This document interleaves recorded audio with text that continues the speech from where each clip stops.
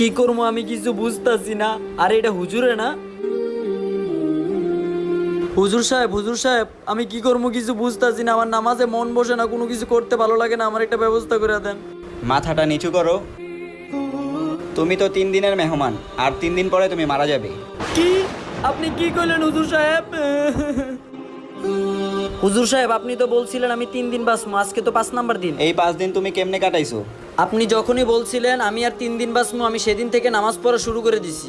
سبيل الدموع سبيل مريح تنهد يا صاحي كي تستريح وغص الدعاء হ্যাঁ, আমি তোমাকে এটাই বুঝাতে চাইছি যে আমরা মুসলমানরা 5 ওয়াক্ত নামাজ পড়বো এটা ভেবে যে এটা আমাদের জীবনের শেষ নামাজ। তাহলে কোনো মুসলমান নামাজ নিয়ে কখনো এলামি করবে না। জি হুজুর বুঝতে পারছি। ভিডিওটি ভালো লাগলে অবশ্যই সাবস্ক্রাইব করবেন।